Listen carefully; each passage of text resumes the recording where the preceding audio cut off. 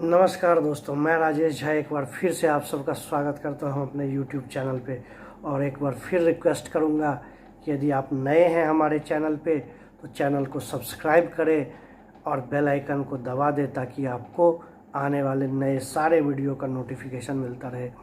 दोस्तों चलिए वीडियो की शुरुआत करते हैं। दोस्तों आज बात करेंगे हम लोग टेलीकॉम इंडस्ट्री की। एक केस स्टडी करना चाहता हूँ आप सबके साथ मिलके कि आपको पता होगा दोस्तों कि अनिल अंबानी की जो है आरकॉम आज से कई साल पहले टेलीकॉम सेक्टर में इंटर की थी, ठीक है, लेकिन वो ड्रास्टिकली फेल कर गई। जबकि इतने सालों के बाद मुकेश अंबानी इंटर करते हैं उसी क्षेत्र में और जियो जो है आज इंडिया की सबसे बड़ी कंपनी बन जाती है टेलीकॉम सेक्टर में। ऐसा क्यों दोस्तों, आपको बताना चाहूँगा कि मुकेश अंबानी जो है इतने साल बाद क्यों इंटर किए टेलीकॉम सेक्टर में।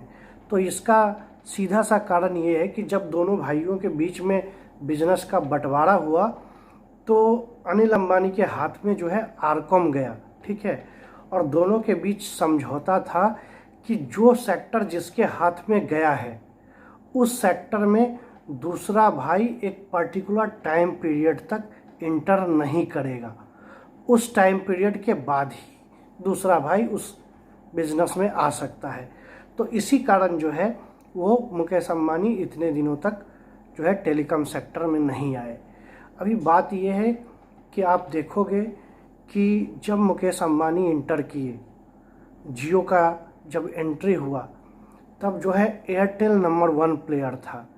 उसके साथ ही कई बड़ी कंपनियां जो है इस सेगमेंट में काम कर रही थी, जैसे वोडाफोन हो गया, idea, Aircel, Docomo, BSNL, MTNL, ढेर सारी कंपनियां जो है इस सेक्टर में ऑपरेशनल थी। और लीडर जो है वो एयरटेल था मार्केट का। एक बहुत बड़ा मार्केट शेयर उसके हाथ में था।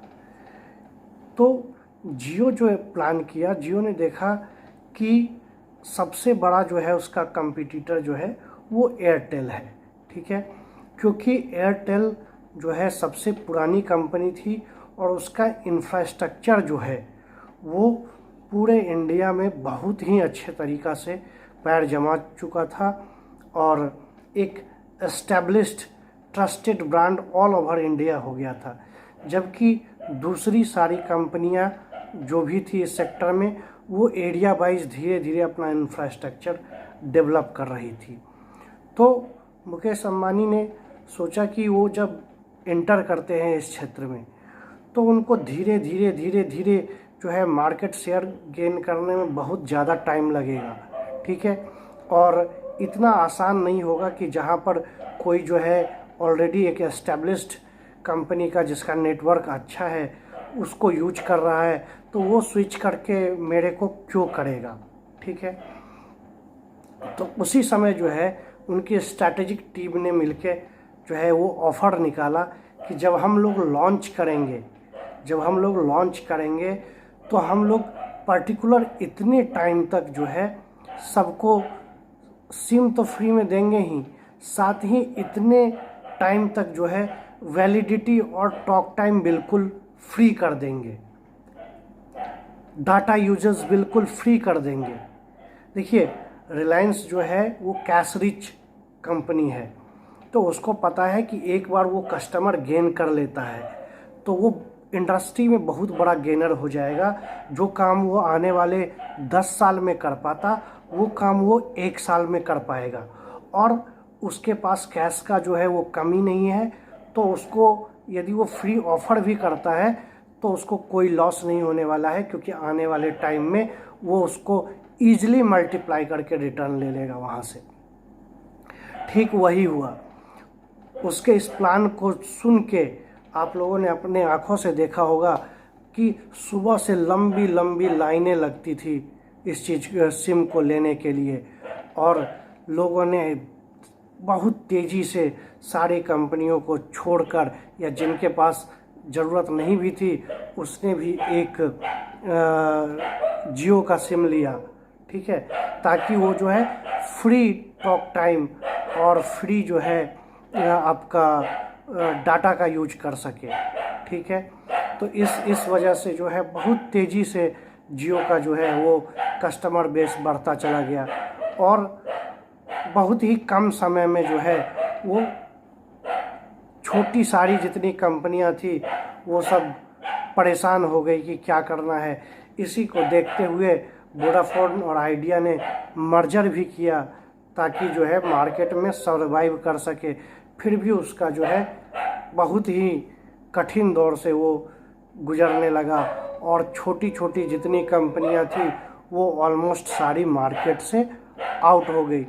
अभी क्या है, जितना भी कंपनी बाज़ार से आउट होने लगा वो सारा बेनिफिट जो है वो ट्रांसफ़र होने लगा आपको जियो के पास। जियो धीरे धीरे सारे कस्टमर को एक्वायर करते हुए नंबर 1 पोजीशन पर पहुंच गया।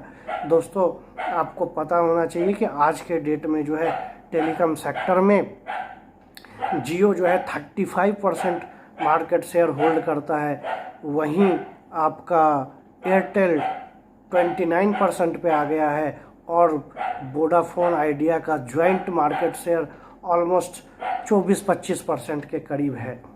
तो आप देखिए कितना जो है सडन ग्रोथ जो है वो जियो ने प्राप्त किया है। साथ ही साथ जियो ने क्या किया, जियो मार्ट जैसे ऐप को लॉन्च करके अपने नेटवर्क का फ़ायदा जो है वो बिजनेस में उठाने के लिए इंटर किया, जिससे उसका कंटिन्यू जो है वो मार्केट कैप बढ़ता चला गया। अभी आप एक चीज़ देखोगे कि सारी परिस्थितियों के बावजूद भी चूँकि एयरटेल ने जो है वो अपना इंफ्रास्ट्रक्चर बना के रखा था, ठीक है, ऑलरेडी उसका इंफ्रास्ट्रक्चर बहुत स्ट्रांग था, इसलिए वो लॉस में तो जाने लगा, मार्केट शेयर खोने लगा, किंतु वो लड़ता रहा। वो नए नए एक्सपेरिमेंट, नया नया ऐड कैंपेन करके जो है अपने मार्केट शेयर को बचाने का कोशिश करता रहा और आज भी वो डटकर मुकाबला कर रहा है रिलायंस का और वो मार्केट में अभी भी बड़ी तेज़ी से ग्रो कर रहा है और टक्कर दे रहा है। अभी रिलायंस ने हम लोगों को, जियो ने आदत लगा दिया कि आपको जो है फ्री में टॉक टाइम मिल रहा है। एक मार्केट में रिवॉल्यूशन तो ज़रूर आ गया। जो हम लोग पहले रिचार्ज कराते थे, जो हम लोगों को वैलिडिटी होती थी, जो हम लोगों को डाटा मिलता था, डाटा परचेज करना पड़ता था, वो सारा चीज़ जो है उसने फ्री कर दिया।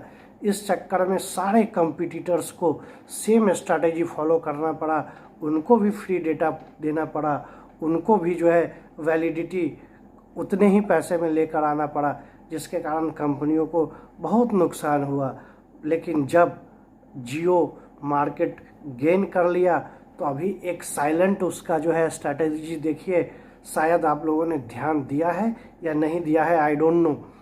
आप देखिएगा जब हम लोग 500 mg डेटा खरीदते थे पहले पैसा देकर, तो उसमें अपना पूरा महीना जो है व्हाट्सएप से लेके फेसबुक सारा कुछ इजीली चल जाता है।